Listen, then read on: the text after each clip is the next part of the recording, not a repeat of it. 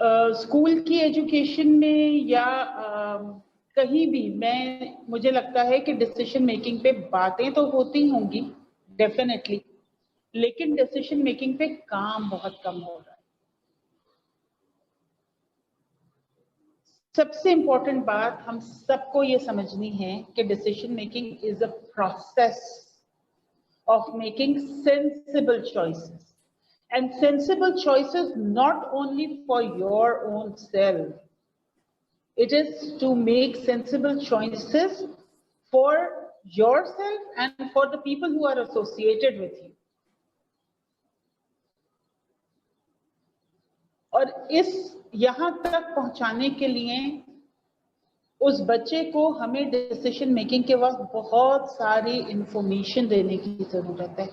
उसको ये चांस देने की जरूरत है कि वो असेस कर सके कि मैं अगर इस सिचुएशन में फंस जाऊं या इस सर्कमस्टांसेस में हूं, अच्छी या बुरी, तो मुझे डिसीजन कैसे लेना है, मेरे आगे क्या क्या चीजें होंगी जिनकी बुनियाद पर मैं डिसीजन लेने के काबिल हूं।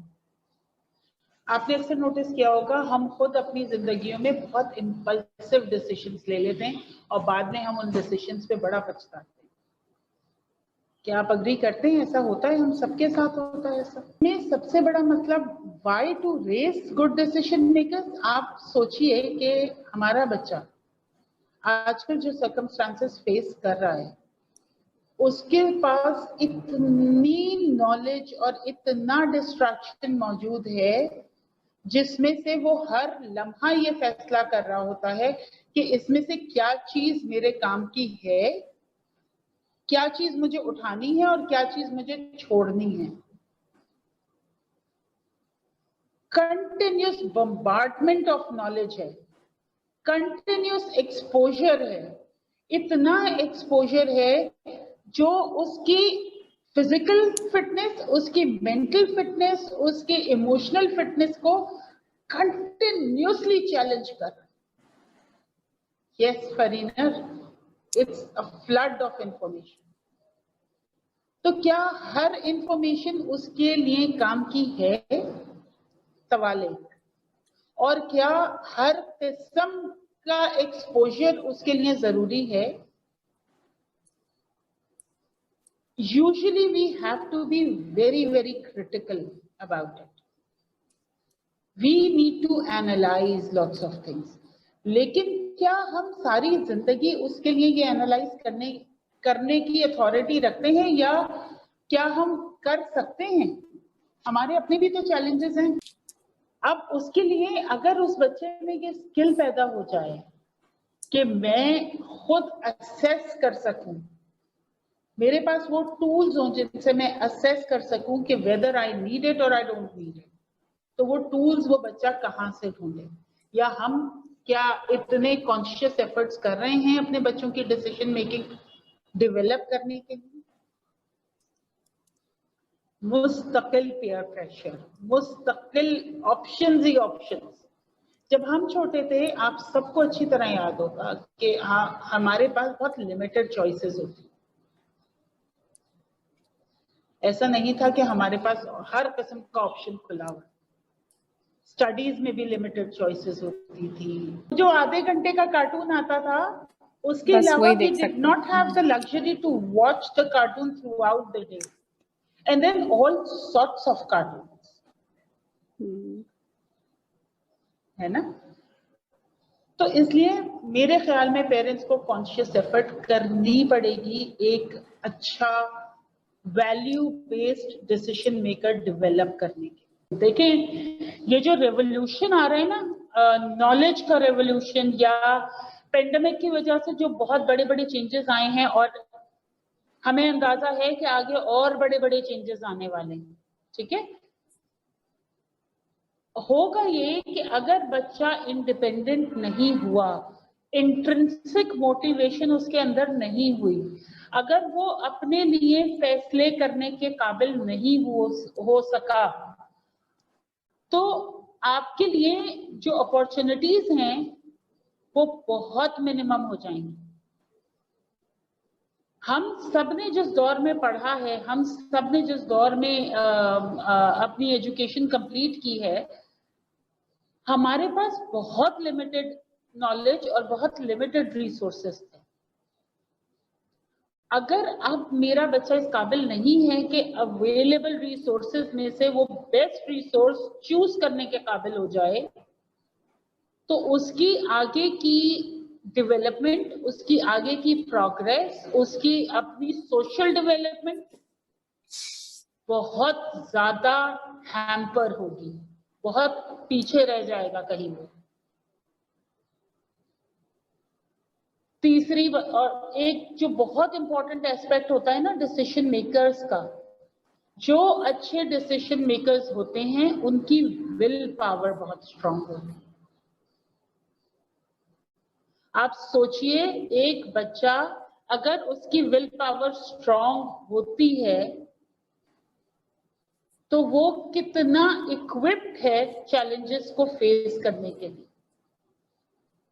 वो हर चीज से इम्प्रेस नहीं होगा।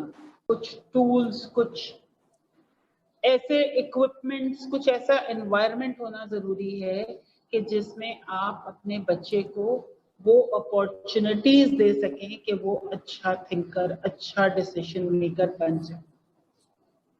अच्छा, अब सोचने की बात यह है कि why decision maker, why decision maker, क्यों? इतनी सारी बातें हो गई, लेकिन अभी भी बहुत सारे दिमागों में ये सवाल हो सकता है कि वाई अ डिसीजन मेकर। मैं यहाँ पे 1 मिनट का आपको सोचने का टाइम देती हूँ, सोचिए और फिर मुझे जवाब दीजिए। Why a decision maker? वो अपना बुरा भला अपने कॉन्टेक्स्ट को देखकर समझने के काबिल होगा।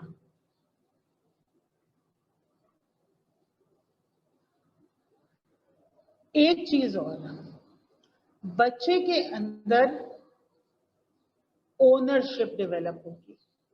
ओनरशिप से मेरी मुराद है कि वो अपने लिए हुए फैसले के फायदे और नुकसान दोनों को ओन करेगा।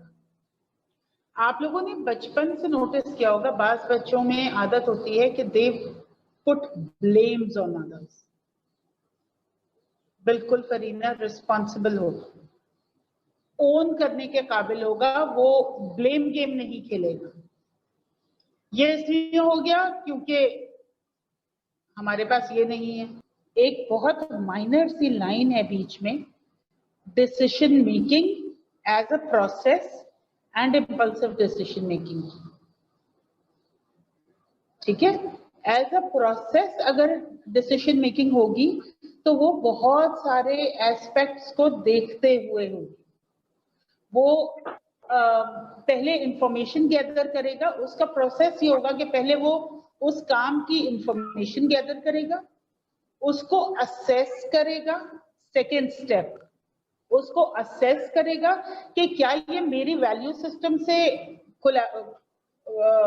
मैच कर रहा है या नहीं कर रहा। नंबर 1, वो ये असेस करेगा कि क्या इस काम को करने के लिए जो चीजें रिक्वायर्ड हैं वो मेरे लिए मैनेज करना पॉसिबल है या नहीं है। नंबर 3, मैं डिसीजन तो ले रहा हूं कि मुझे ये काम करना है, क्या ये डिसीजन मेरी फैमिली के लिए बेनिफिशियल होगा। जो रिस्पॉन्सिबिलिटीज मेरी हैं, उन रिस्पॉन्सिबिलिटीज में ये डिसीजन कहीं प्रॉब्लम तो क्रिएट नहीं करेगा। इसलिए डिसीजन मेकिंग एक प्रोसेस होगा। इन सारे चीजों को असेस करने के बाद बच्चा रेजोल्यूशन लेगा या बच्चा वो डिसीजन लेगा। ठीक है, it is a 3 step process. लेकिन अगर इंपल्सिव डिसीजन होगा तो वो डिसीजन नहीं होगा, वो at the spur of the moment उसी सिचुएशन में अंडर प्रेशर किया हुआ काम होगा, वो डिसीजन मेकिंग नहीं है। देखिए, एक ऑथर हैं टोनी बुजान। टोनी बुजान कहते हैं कि भाई जब भी आप किसी सिचुएशन में फंस जाएं तो आप माइंड मैप्स बनाएं। ठीक है, माइंड मैप्स बना के आप उस डिसीजन पे उस सिचुएशन पे काम करें और उसके बाद डिसीजन लें। एक और ऑथर हैं, वो कहते हैं जी 6 थिंकिंग हैट्स। आपने शायद कभी सुना हो लेटरल थिंकिंग के बारे में। एक तो वो होती है ना नॉर्मल थिंकिंग जो हमारी चल रही होती है, जो हम डिसीजंस ले रहे होते हैं या जिस तरह हम सोच रहे होते हैं एक सेट पैटर्न पे। बच्चा पैदा हो गया, अच्छा चलो 3 साल का हो गया, स्कूल में डाल दिया। स्कूल में जैसे ही वो आगे बढ़ेगा तो फिर क्लास 6, 7, 8 में जाके डिसीजन लेना है कि ये ओ लेवल्स करेगा या मैट्रिक। जब वो डिसीजन ले लिया तो बच्चा आगे गया, उसने वो सेट ऑफ पेपर्स अटेम्प्ट किए और अब हमने सोचना है कि हम उसका आगे क्या करियर उसने चूज करना है, या वो भी 8, 7, 8 में डिसाइड हो रहा होता है। मेरा कहने का मकसद ये है कि इन सारे डिसीजंस पे बाकायदगी से काम किया जाए, चाहे आप ब्रेनस्टॉर्मिंग के थ्रू काम करें और चाहे आप थिंकिंग हैट्स की बात करें। एडवर्ड डी बोनो साहब ये कहते हैं कि जब भी आप इस पोजीशन में हो कि आपको कोई फैसला करना है तो 6 थिंकिंग हैट्स हैं। आप कभी भी नेट पे जाके वो पढ़ सकते हैं थ्योरी पूरी। वो ये कहते हैं कि आप उसकी सबसे पहले ना उसको you think it out, actually go through a process of thinking. And Bono, BONO, वो ये कहते हैं कि इसको आप रीड कीजिए और रीड करने के बाद एक प्रोसेस से उस बच्चे को इस प्रोसेस से गुजारिए। बच्चे को प्रोसेस से गुजारने का मतलब है, जी बिल्कुल जज़ाकल्लाह शबीर, बच्चे को उस प्रोसेस से गुजारने का मतलब है कि आप बच्चे से कहें कि अच्छा तुम चाहते हो कि तुम साइंसेस लो, ठीक है, तो जरा सोचो तो सही, put all your black put your black hat. Black hat is about all the negatives. अब उससे कहीं सोचो इस डिसीजन में नेगेटिव्स क्या क्या हैं।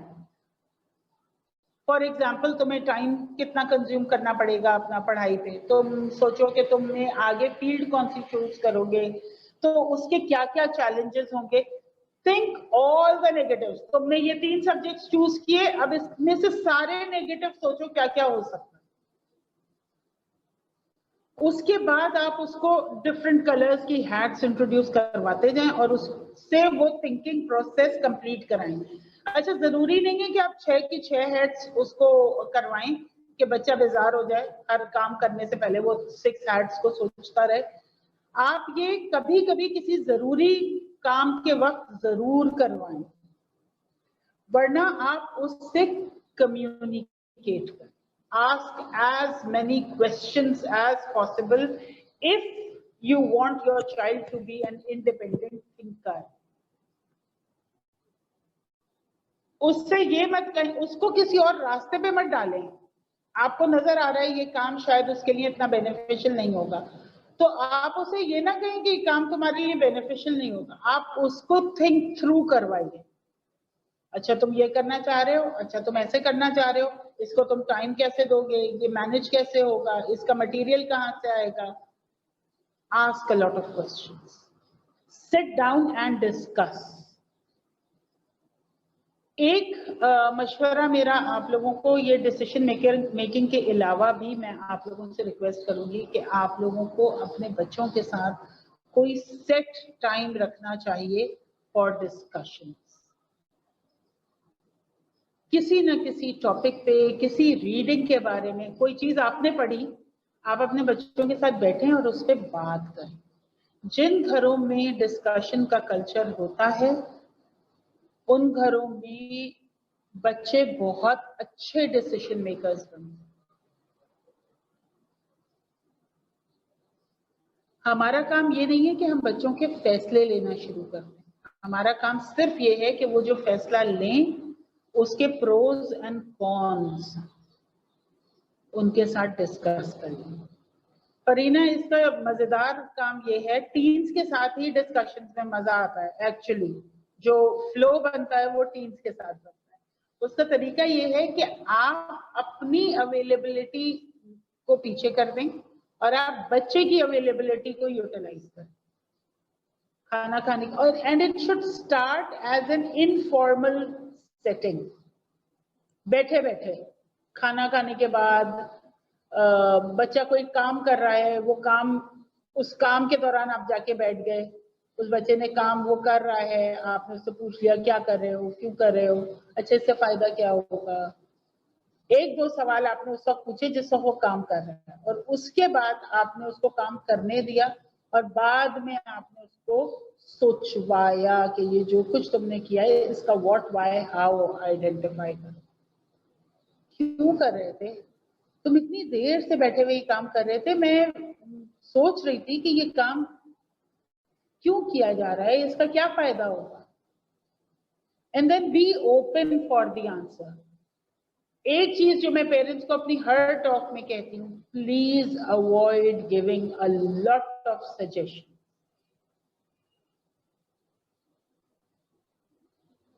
Don't give too many suggestions to the child, because after the age of 9 or 10 the child wants to explore the world his own way. नहीं सुनते, नहीं सुनना चाहते, तो उसका बेस्ट हल ये है कि जब वो आपको सुनाने आपके पास आए या अपने फैसले से आगाह करने आपके पास आए, तो आप उनको डिस्कशन में इन्वॉल्व करें। आप उनसे कहें हाँ आइडिया तो अच्छा है, ये तो तुम कर सकते हो, लेकिन इसका फायदा क्या होगा, ये मुझे काम आएगा या ये मुझे पसंद है, अच्छा ठीक है, तो इस पे टाइम कितना इन्वेस्ट करना पड़ेगा तुम्हें, ये तुम्हारे काम का नहीं है, तुम आगे परेशान हो जाओगे, देखो ये चीज अच्छी नहीं है। He is not there to listen to that. Talk to him what he wants to listen, but put it the other way around. Apparently आप वही कह रही हैं जो वो सुनना चाह रहा है, वो उसी की प्लानिंग करना चाह रहा है ना आपके साथ, करवाएं प्लानिंग, उसी प्लानिंग में क्रिटिकल क्वेश्चंस डालें। अपने बच्चे को अच्छा डिसीजन मेकर बनाने के लिए सबसे मजेदार काम जो आप कर सकते हैं, आप उसको डेली बेसिस पे अपॉर्चुनिटीज प्रोवाइड करें डिसीजन मेकिंग। मैं जब पेरेंट्स के सेशंस ले रही होती हूँ तो मैं उनसे कहती हूँ कि एक मदर ने एक दफा मुझसे कहा, हम इमोशनल डेवलपमेंट पे बात कर रहे थे, I was at Aga Khan training centre और वहाँ पे हमारी बात हो रही थी, IED में हम थे, और वहाँ एक मदर ने मुझसे कहा कि मेरा बच्चा ना वो अगर जिस दिन कह देना कि मेरी पसंद का मतलब आपने ये खाना पकाना है, और अगर उस दिन मैं ना पका सकूं तो वो उस दिन पूरा दिन खाना नहीं खाता। तो मैं मुस्कुरा दी और मैंने उनसे कहा कि देखिए इसका तो सबसे आसान हल ये है कि जब आप अपनी, और उन्होंने कहा मैं वीकली लिस्ट बना लेती हूँ ताकि मुझे प्रॉब्लम ना हो कुकिंग। मैंने उनसे कहा कि आप ऐसे क्यों नहीं करती कि आप अपने बच्चों को और मियाँ को साथ बैठा के वो लिस्ट बनाएं, ऐसा हो सकता है ना कि अच्छा भाई सब एक दूसरे की पसंद का खाना खाएंगे, आप बता दो आपको क्या खाना है, आप बता दो आपको क्या खाना है, आप बता दो आपको क्या खाना है। 3-4 लोग अगर घर में हैं और उन्होंने मिल के डिसीजन ले लिया कि इस पूरे हफ्ते में ये 5 चीजें 6 चीजें पकेंगी, तो जबरदस्त। अब वो जो भी जिसकी भी पसंद की पक रही है दूसरे को खाना है, बिकॉज जब आपकी पसंद की पकेगी तो दूसरा खाएगा। इस तरह की छोटी छोटी अपॉर्चुनिटीज से स्टार्ट करें डिसीजन मेकिंग, और उस डिसीजन मेकिंग के साथ जो सबसे इंपॉर्टेंट स्किल डेवलप करने की है वो है एम्पैथी। अगर हमने खुदा ना खास्ता ऐसा डिसीजन मेकर रेज कर दिया जो एम्पैथाइज ना कर सकता हो, तो वो सरवाइव नहीं कर पाएगा। वो अगर लीडिंग रोल में आ भी गया तो वो सरवाइव नहीं कर पाएगा, बिकॉज सबकी अपॉर्चुनिटी सेम नहीं होती, सबके सर्कमस्टांसेस सेम नहीं होते। तो आपको एम्पैथाइज करना आना चाहिए अगर आप अच्छे डिसीजन मेकर हैं या डेवलप करना चाहते हैं।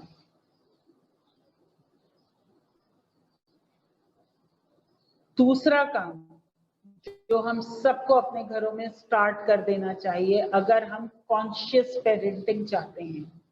ये सारी जो मेरी टॉक्स होती हैं वो कॉन्शियस पेरेंटिंग से ही रिलेटेड होती हैं, because I really want to raise individuals who are conscious. अल्लाह ताला ने ऐसे ही थोड़ी हमें ये कहा है कि भाई अगर आप वॉशरूम में दाखिल हो रहे हैं तो कौन सा पैर अंदर रखें पहले, अगर आप कहीं जा रहे हैं तो कौन सा पैर बाहर रखें पहले। ये सब ऐसे ही नहीं है। He wants us to be conscious, more and more conscious of what we are doing.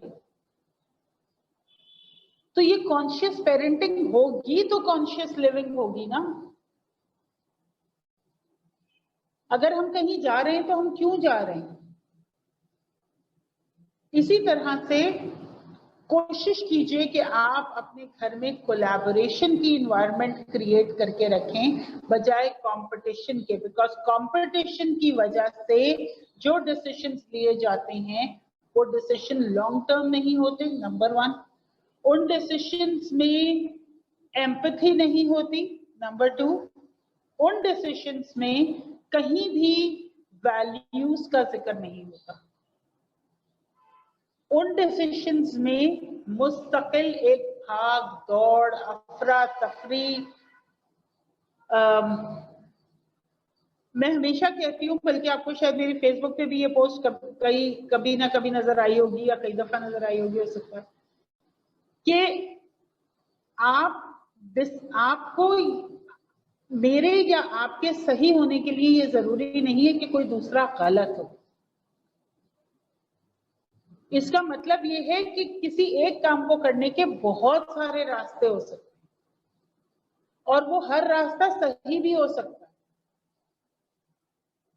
जरूरी नहीं है कि वो रास्ता जो आप चूज कर रहे हैं वो गलत है, क्योंकि मैं जो रास्ता बता रही हूँ वो सही है। अल्लाह ताला ने जन्नत में जाने के लिए कितने रास्ते दिए हैं। मेरे बंदों के साथ इखलाक दिखाओ, जन्नत तुम्हारी।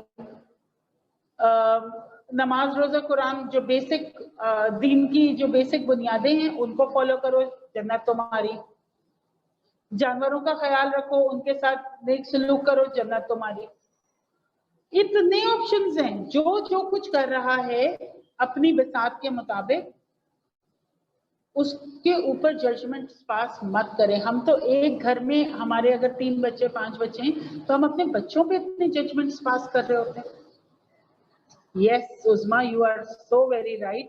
They become rigid and self-centered. बस जो मैं कह रहा हूं वही सही है। आपको पता है इस दुनिया में इस वक्त जो चैलेंजेस आ रहे हैं, उन चैलेंजेस में आपकी 2 चीजें बहुत स्ट्रांग होनी चाहिए। एक आपकी नॉलेज और आपकी डिग्री।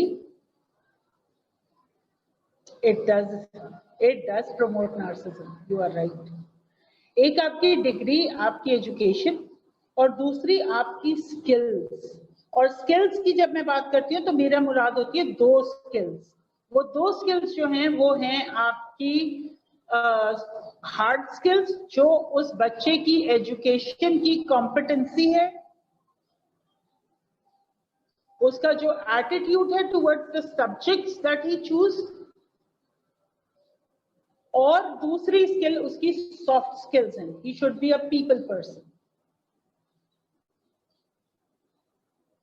अगर ये दोनों चीजें हो रही हैं, अगर इन 3 का ब्लेंड आपके घर में मौजूद है, तो आपका बच्चा दुनिया की किसी भी फील्ड में चला जाए, he is going to be successful. Collaboration की बात हमने की। कोलैबोरेशन को प्रमोट करें, कंपटीशन से परहेज करें, क्योंकि अगर आप नोटिस करें तो आपके 5 बच्चों में, 4 बच्चों में, 3 बच्चों में बहुत अलग अलग वैरायटी ऑफ एप्टीट्यूड्स होते हैं। हम एक ही एप्टीट्यूड देखना चाहते हैं, बस यही हमारी गड़बड़ होती है। एक और रिक्वेस्ट आप सबसे, देखिए मैं एक बहुत कॉमन बात जानती हूँ, हर घर में एक मसला जो आजकल चल रहा है गैजेट्स के आने के बाद से, इंडिपेंडेंसी और आइसोलेशन बढ़ रहा है, और वो इंडिपेंडेंसी और आइसोलेशन बाज दफा पेरेंट्स के हाथों से बाहर निकलता चला जा रहा है। एक्चुअली घर का फ्रेमवर्क 4 तरह का होता है जो सोसाइटी में आपको नजर आएगा। इस बात पे जरा सा गौर कीजिएगा और मुझे बताइएगा कि वेदर आई एम राइट और wrong. I would love to know from you all as well, because अब आप लोग यहाँ, कुछ लोग पाकिस्तान से हैं, कुछ लोग सऊदीया से हैं, कुछ लोग कहीं और से हैं, तो I would really like to know कि क्या आप भी अग्री करते हैं इस बात से। ये मेरी ऑब्जर्वेशन है। एक फ्रेमवर्क, 4 फ्रेमवर्क्स हैं जो इस वक्त सोसाइटी में प्रिवेल कर रहे हैं, पेरेंटिंग के भी और घरों के भी। ठीक है, कुछ घर होते हैं जो बहुत रूल बेस्ड होते हैं। रात के 10 बजे उनके घरों में ताला लग जाता है, लाइटें ऑफ हो जाती, वहां पे बहुत सारे पॉजिटिव्स भी होते हैं और बहुत सारे नेगेटिव्स भी होते हैं। वहां के अपने चैलेंजेस होते हैं, सेट ऑफ चैलेंजेस हैं जो चलते हैं वहां पर। ठीक है, and it's a continuous struggle for the parents if they are actually supporting a rule based house, right? दूसरा जो घर हमें नजर आता है, जो हम बहुत ज्यादा कॉमनली देख रहे होते हैं, वो घर वो होते हैं जो जो कि आप ये समझ लीजिए वैल्यू बेस्ड होते हैं। वैल्यू बेस्ड घर वो होते हैं जिसकी इस वक्त सबसे ज्यादा जरूरत है और जो इस वक्त बहुत कम पाए जाते हैं। ये वो घर होते हैं जो बच्चे को प्लीज करने के लिए, मियाँ को प्लीज करने के लिए, घर वालों को प्लीज करने के लिए नहीं होते। ये वो घर होते हैं जो एक्चुअली अल्लाह ताला के साथ बहुत क्लोजली कनेक्टेड होते हैं, या इन घरों की बहुत स्ट्रॉन्ग वैल्यूज होती हैं जिन वैल्यूज पे वो डिसीजन मेकिंग कर रहे होते हैं। तीसरे घर होते हैं रिलेशनशिप बेस्ड।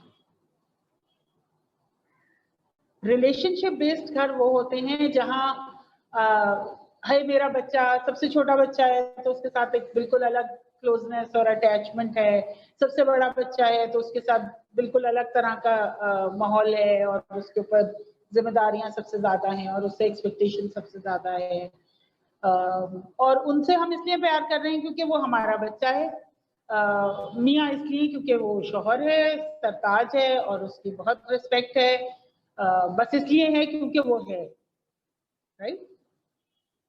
जो चौथा फ्रेमवर्क है जो हमें नजर आता है, वो फ्रेमवर्क है जिसमें हम ना तो रिलेशनशिप पे डिपेंडेंट होते हैं, ना हम डिपेंडेंट होते हैं रूल्स पे, ना हम डिपेंडेंट होते हैं वैल्यूज पे।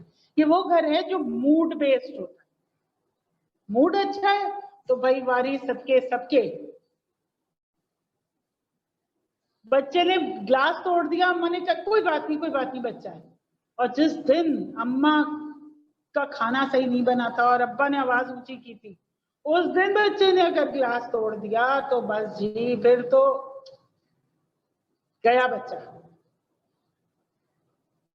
ये वो वाले घर होते हैं जो मेरे ख्याल में सबसे मुश्किल, सबसे अदना दर्जे पे चल रहे हो। ऐसा कोई भी ताल्लुक जो मूड बेस्ड है, वो ताल्लुक की मतलब आप समझ लीजिए इंसल्ट है।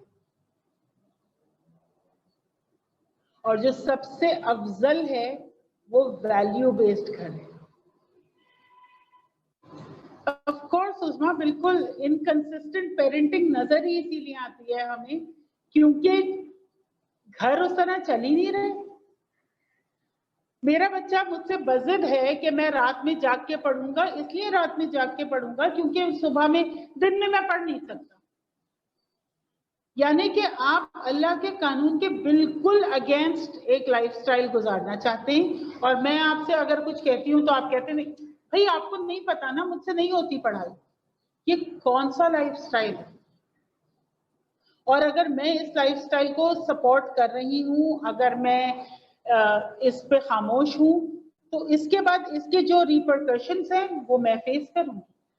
डिसीजन मेकर की जरूरत इसलिए भी है कि वो डिसीजन मेकर ये खुद तय करेगा कि मेरे डिसीजंस वैल्यू बेस्ड हों, मीनिंगफुल हों, इम्पल्सिव ना हो।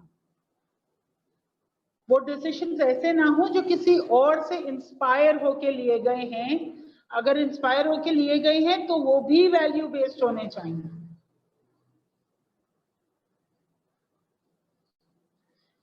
एक मैंने आप लोगों को सपोर्ट बताया कि आप खुद रीड कीजिए, पहले एडवर्ड डी बोनो को रीड कीजिए, आप टोनी बुजान को रीड कीजिए, आप समझिए कि वो किस तरह से अपनी बुक्स पे उन्होंने काम किया है और वो कैसे थिंकिंग को सपोर्ट कर रहे हैं।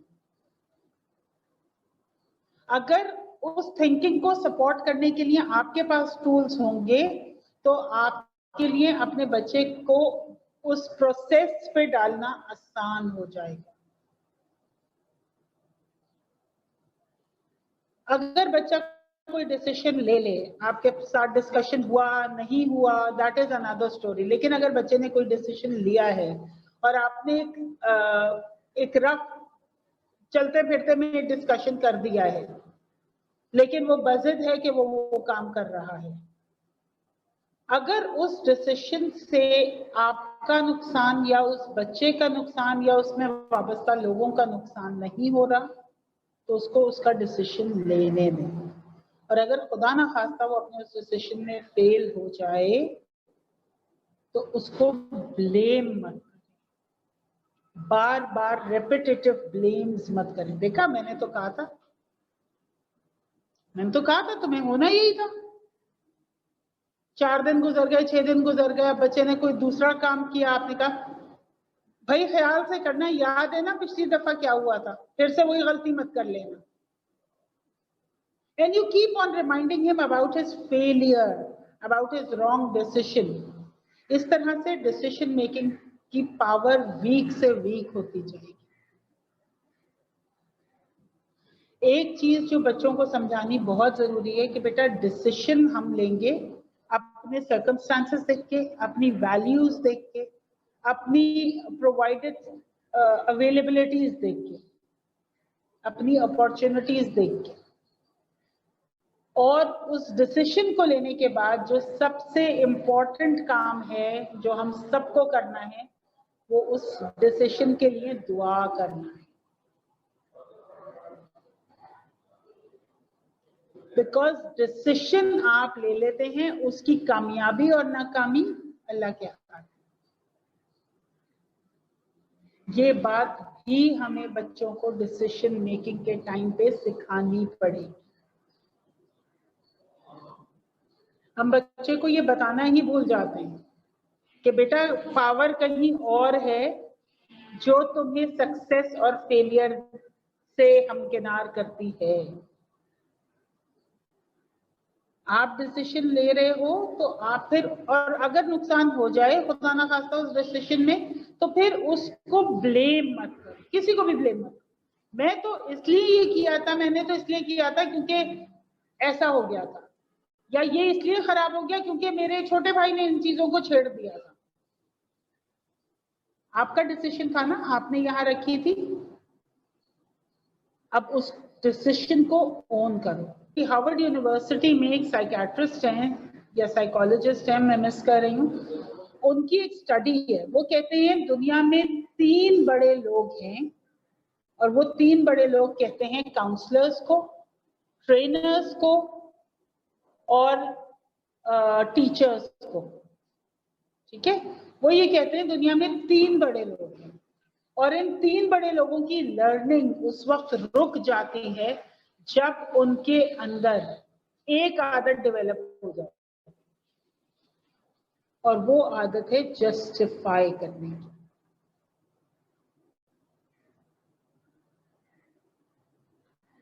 जब आप अपनी गलतियों को और अपनी चीजों को अननेसेसरीली जस्टिफाई करना शुरू कर देते हैं तो आपका डिक्लाइन शुरू हो जाता है। गलती हो गई, उस गलती को एक्सेप्ट करना।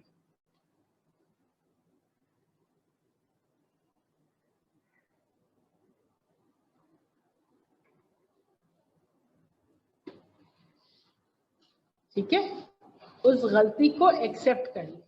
आपको पता है मैं बहुत डिफरेंट पोजीशन से मैंने स्कूल्स में भी जॉब की है और होम स्कूलिंग में क्लब्स डिजाइन किए हैं, बहुत सारे बच्चों के साथ काम किया है। पास दफा टीचर भी गलती कर देता है, लेकिन जब टीचर अपनी गलती ओन कर देता है ना, तो बच्चे का और टीचर का रेपो स्ट्रॉन्ग हो जाता है।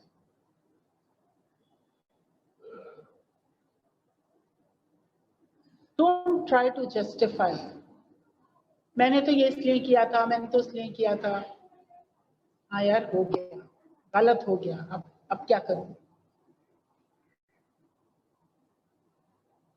एक मदर मुझे एक वर्कशॉप में मिली, she was an elderly woman, और एक मदर्स की वर्कशॉप थी, मैं कहीं गई हुई थी, वहाँ वो मुझे मिली, उन्होंने मुझसे बात की और उन्होंने कहा मैडम मुझे आपसे एक सवाल पूछना है, लेकिन मैं अकेले पूछना चाहती हूँ। तो ठीक है, हम अकेले साइड में गए और हमने उनसे बात की। कहने लगी मेरा बेटा जो है ना, वो किसी की घर में रिस्पेक्ट नहीं करता और बहुत बदतमीजी करता है, मेरे साथ इतना रूड हो जाता है, बहन भाइयों के साथ उसका कोई ताल्लुक नहीं है। मैंने उनसे पूछा आपके बच्चे की एज क्या है? कहने लगी कि 23 साल। मैं मुस्कुरा दी कि ठीक है, माँ है, माँ के लिए बच्चा 23 साल का क्या, 80 साल का भी बच्चा ही होगा अगर उसकी माँ हयात होगी। मैंने उनसे पूछा कि अच्छा क्या वजह है? कहने लगी मैंने अपने इस बच्चे को हिफ्स में डाला था, बहुत माजरत के साथ उसका रिजल्ट अच्छा नहीं आया, मतलब वहाँ उसके साथ खूब मारपीट भी हुई, बहुत तशद्दुद हुआ, बहुत डिस्टर्ब चाइल्डहुड से गुजरा उस हिफ्स के दौरान। और उसका हाल देख के अम्मा ने और किसी और बच्चे को हिफ्स की तरफ नहीं डाला। अब जब तक तो वो बच्चा अपने पेरेंट्स के अंडर था, तब तक तो वो सिर्फ शैतानियां और गड़बड़े और उल्टी सीधी हरकतें कर रहा था। अब जब वो एम्पावर्ड अडल्ट हो चुका है, तो अब वो अपनी पावर का गलत इस्तेमाल करता है। Now he shouts, he yells, he beats, he disrespects, he is unable to take care of his own self as well as his parents. जब हमारी बात थोड़ी और आगे बढ़ी तो मैंने उनसे कहा कि आप एक काम करें, आप ना अपने बच्चे को गले लगाएं और उससे माफी मांगें,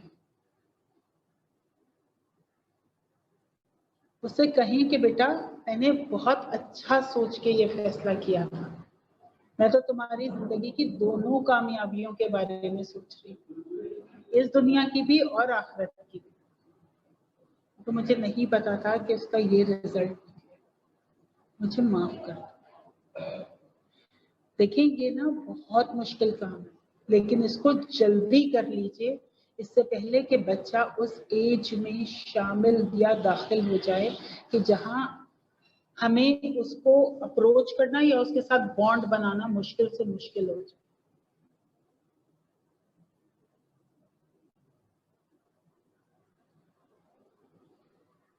अगर पेरेंटिंग में हिमाकतें हुई हैं, अगर रूल बेस्ड सिस्टम बहुत अरसे तक चलाया है, तो it's high time talk to your child.